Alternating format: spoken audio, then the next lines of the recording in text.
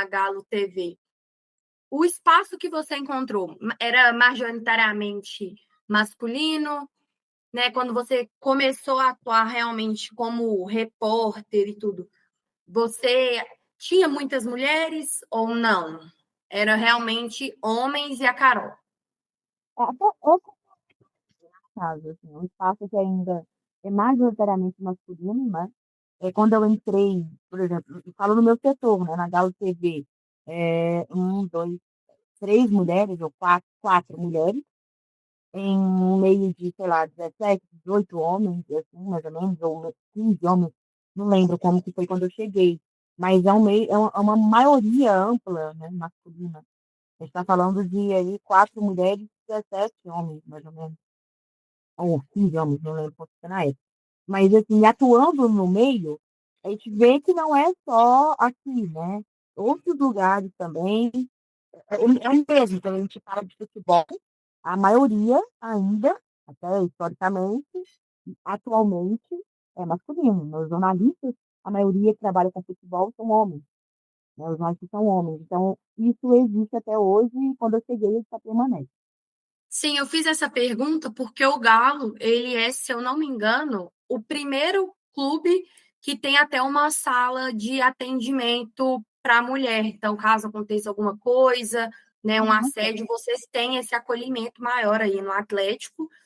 Então, o Atlético, né, dos times de Minas, entre Cruzeiro e América, é o primeiro clube a ter essa sala de atendimento, né? Por mais que o futebol tenha esse majoritariamente masculina, esse machismo enraizado, o Galo foi o primeiro a abrir a porta e não, vamos ouvir as mulheres, o que vocês tiverem, né? Criar um ambiente acolhedor para as mulheres dentro do clube. E você sente isso dentro do Atlético, que é acolhedor, né? Você já passou por alguma situação, às vezes, talvez com um colega de trabalho, de comentar, ah, Carol, esse comentário aí que você fez é porque você é mulher. Ah, a Carol não Uhum. entende. Você já passou por uma Uhum. situação assim? Ah, com certeza. A questão toda é que, assim, primeiro, né, apesar da gente ser minoria, eu fico muito feliz, por uma outra parte, pela visibilidade que eles dão. Ah, mas é obrigação de dar visibilidade, é porque você é mulher, que você não tem. Mas tem outros clubes que nem mulher tem. Tem outros clubes de futebol que não tem mulher trabalhando. E eu sou uma mulher hoje que estou na cidade do Galo, que eu lido com os jogadores, que eu estou nas transmissões. Então, eles têm essa mulher hoje e dão essa visão e abertura para a mulher. Esse é o primeiro ponto. Por mais que seja ainda uma minoria, ainda tem essa abertura. Porque outros clubes, outras empresas não dão nem isso. Agora, essa questão de provar é uma coisa que me machuca muito, me incomoda, que é um trabalho diário de ficar provando que você sabe de futebol. Muitas vezes, algumas pessoas, assim, de brincadeira. Ah, você gosta de jogar? Já me fala a escalação aí. Ah, você vai falar isso pro homem? Vai perguntar isso pro homem? Qual que é a escalação? E outra coisa, eu sei, mas por que eu tenho que ficar provando para você qual o porquê eu tenho que provar por eu ser mulher, que eu entendo futebol, e falar que é a narração do Galo que eu sei de cor. Mas eu não preciso ficar te provando. Então, não só de pessoas ao redor, pessoas, né, que me conhecem, mas às vezes até nas próprias lives, de torcedores.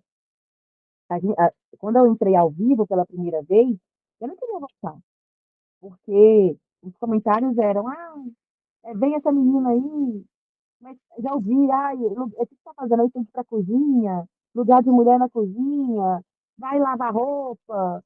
E causa estranheza em alguns atrasados, retrógrados, ver uma mulher à frente numa televisão, numa TV de clube esportiva, como a Galo TV, né? E ainda mais, eu vou falar uma outra pauta, sem querer entrar demais, uma mulher preta incomoda ainda mais. Se uma mulher no esporte já incomoda, a mulher preta no esporte incomoda muito mais, muito mais. Porque às vezes eles esperariam uma branca padrão, uma lourinha padrão, ali na frente, eu não sou padrão, né? Além de ser uma mulher no meio masculino, eu também não sou padrão para estar ali. O padrão televisivo, que eu falo assim, né? De branca, Você loura. não é o padrão que eles têm hoje, que eu sempre falo, é o padrão Renata Fã. Todo mundo Isso, acha que vai ver uma mulher falando de esporte, é a Renata. E a Renata não é só isso. porque ela é bonita, porque verdadeiramente ela é, e Uhum, o padrão, né? Mas a Renata, ela entende ali também do que ela está falando, mas a maioria dos homens é só porque ela é bonita. exato. E, infelizmente, isso tem realmente, porque antigamente colocavam muitas mulheres nesses programas esportivos para figurar, para ficar ali, para chamar a atenção do público masculino, para colocar tipo, umas modelos. Vamos colocar aqui no programa de esporte, porque como a maioria da audiência é masculina, vai atrair a presença masculina para da audiência. A gente colocar umas mulheres bonitas. E não estamos preocupados com conteúdo e qualidade de informação e o conhecimento esportivo. Ela apenas preocupada em atrair os homens para os programas. E a Renata não, eu acho que ela pode ter até lá atrás começado com isso, mas ela provou que ela conhece, ela sabe de futebol, sabe que ela dá conta do recado. Então, assim, hoje a gente tem que provar todos os dias, né? Tem uma situação também, eu trabalhar com um jogador, o jogador já tem uma fama muito ruim, ele vai falar, tá perto porque tá dando em cima, tá perto porque não sei o que lá na areia chuteira, tá perto porque tá rindo demais. Então, assim, a gente é julgado o tempo todo. Talvez um homem, se ele chega para cumprimentar o jogador e rir, nossa, que cara parceiro, cara maneiro ali. Agora, se a mulher chega cumprimentando o jogador sorrindo, dando bom dia, ó, tá querendo pegar um jogador, tá dando em cima, tá dando mole. E às vezes é só o trabalho da pessoa também, né? Então, assim, eu acho que o problema da mulher no futebol é muito grande, porque a gente tem que provar sempre que a gente é capaz, a gente é séria, a gente é profissional, a gente não quer nada além de fazer o nosso trabalho. E para o homem, não, é muito mais tranquilo, né? Ele pode chegar e falar uma abobrinha e não vai ter o mesmo julgamento que eu falar uma abobrinha. O meu sorriso no meu ambiente de trabalho é diferente do sorriso de um homem no ambiente de trabalho. Então, principalmente no futebol. Então, essa coisa que a gente sofre todos os dias é uma luta que eu falo sempre, é uma luta diária. De ficar provando toda vez a mesma coisa.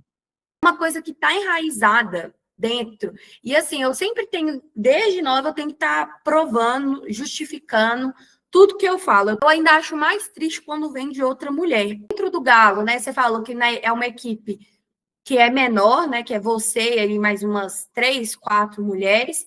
Você acha que assim, vocês convivem bem, é um ambiente, vocês são unidas quando precisa para né, passar por cima desses tabus? Porque a gente sabe que tem mulher que elas tendenciam mais para o machismo do que no, né, de se solidarizar ali com a causa Uhum. feminina.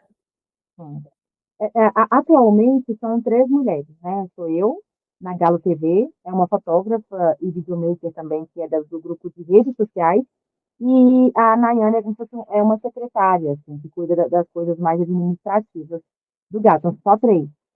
E quem tem mais contato, assim, com os jogadores, está mais à frente, sou eu. Então, mas eu posso contar com as duas, assim, em tudo. A Dani, principalmente, também lida muito com futebol. Na ausência do Pedro Souza, que é o fotógrafo, ela está também no Cidade do Galo, consegue fotografar. É uma mulher já também experiente no meio esportivo. A gente luta, né, pelas nossas causas e tal. Não tem nada desse. Muita mulher tem aquela questão, né, de competitividade, de concorrência, pelo contrário, a gente sempre se ajuda muito nessas questões. E a gente sabe que, igual eu falei, é uma luta realmente diária para a gente estar ali provando o nosso valor e o nosso espaço. Então, a gente ajuda muito também.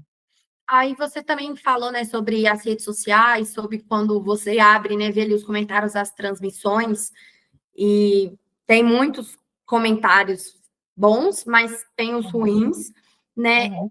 E como que você enxerga nesse questionamento, assim, como foi para você pôr, né, ali a sua cara e estar tá ali disposta a ouvir os comentários negativos, positivos, né? Porque com as redes sociais hoje, que estão, né, estão muito fortes nos clubes, mudou, né, um pouco do patamar. Não é só mais o comentário da televisão que era antigamente. Uhum. Então, você acha que como é que você lida com essa exposição, com a crítica, com o comentário? É uma coisa que, primeiro, com a área que eu escolhi, que é a TV, o jornalismo esportivo, ela é muito forte, realmente. É uma coisa que eu escolhi fazer. Eu estou hoje, onde eu sempre quis estar, mas, infelizmente, tem um lado positivo e negativo. O negativo, realmente, é essa exposição. Não que dá o direito da pessoa ir lá, acabar com a minha vida e porque ela não me conhece, não conhece o meu trabalho, chegar lá e falar que eu tenho que lavar roupa. Não dá o direito. mas dá uma abertura para a pessoa pensar que ela pode chegar e se respeitar por essa mulher. Então, assim, eu lido com dois lados. Às vezes eu ignoro, vejo ali que a pessoa tá, ai, tá bom, deve estar um mal amado, um retrógrado, tadinho. Não, o que fazer com uma pessoa dessa com o coração desse, né? Deixa eu falar. Só que eu vejo, às vezes, quando a pessoa está insistente ali em me desrespeitar, aí tem a moderação da live, né? Que realmente bloqueia a pessoa de comentar. E só me entristece em ver o quanto existe gente ruim, quanto existe pessoas ruins nesse mundo ainda. Por quê? A pessoa, às vezes, muitas vezes, não sabe quem eu sou, não sabe minha trajetória. A gente estuda muito das lives, eu não estou falando uma coisa que foi inventada, eu estou dando algum dado aí estatística, se eu estou falando alguma coisa, a pessoa tem embasamento, porque eu acompanho os treinos. Então, assim, para chegar lá e falar assim, vai lavar uma roupa, vai lavar uma unidade de mulher na cozinha, no tanque, sabe? É o tipo de pessoa que, assim, não dá para levar muito a sério. Porque eu acho que quem tem conhecimento, uma pessoa de bom coração, uma pessoa respeitosa, uma pessoa que acompanha o futebol, vai saber que eu estou falando uma coisa verídica, não é que eu vou acertar sempre, tá? Não é que não possam me criticar por algum erro, porque eu vou errar uma hora ou outra, eu não sou perfeita, mas a gente sabe quanto são críticas construtivas para melhorar, né, você, o seu posicionamento, ou quando são realmente casos de machismo. A gente sabe diferenciar quando é um, quando é outro, ou quando há uma perseguição. Isso acontece também. Hoje em dia, a internet meio que virou terra sem lei, qualquer um pode chegar e falar o que quiser, e pessoas até que não conseguiram chegar onde você está, você chegar e falar com um pouco de inveja, eu não gosto da palavra inveja, que parece que, né, eu não sou nenhuma Renata fã da vida, Mas ela mas, existe, mas infelizmente. ela existe. É pelo ponto que você conquista, para mim é muito, é um sonho meu, vai ter um ou outro para querer, outra, né, o outro, querer estar no lugar e aí não conseguiu, e aí tudo que vê é errado, tudo que vê é negativo, tudo que vê é para criticar. É criticar e criticar, e não é aquela crítica construtiva, não, entendeu? É aquela crítica justamente meramente por criticar. Que conselho você daria para essa nova geração, né? A começar de mim, que estou me formando agora, quero, sonho trabalhar com jornalismo esportivo. Qual o conselho que você dá para a gente? O principal conselho é não desistir mesmo, porque quando a gente inicia, né, igual você falou, meu pai tinha muito medo, apesar de ele sempre apoiar muito, mas meu pai faleceu em 2023, mas ele pôde me ver no Galo, mas ele tinha muito medo de realmente, assim, dessa exposição, pelo meu jeito de ser, por ser muito comunicativa, por esse meu jeito, então, ele tinha medo dessas críticas em cima de mim, e ele tinha muito medo até de eu passar fome, porque a gente sabe que a área da comunicação, vamos combinar, não paga bem como engenharia, a gente Sim. sabe muito bem. Só que eu optei por fazer aquilo que eu amo. Claro que ninguém paga a conta com amor, mas quando você trabalha com amor, eu acredito que o estresse é menos, é menor. Eu acredito que até o sacrifício que a gente faz com mais vontade, quando a gente está fazendo com amor, aquilo que você escolheu. Imagina você acordar e falar, merda, ela está indo de novo para aquele lugar que eu não gosto de trabalhar, mais um dia. E olha que maravilha chegar, ai, meu Deus, obrigada, estou indo para o lugar que eu sempre sonhei. Eu estou no lugar onde eu sempre sonhei estar. Então é isso, e não nunca desacreditar de você, porque o que tem de gente para tentar te desmotivar, falar que você não vai dar conta, falar que você não vale a pena, para falar que você não é merecedora.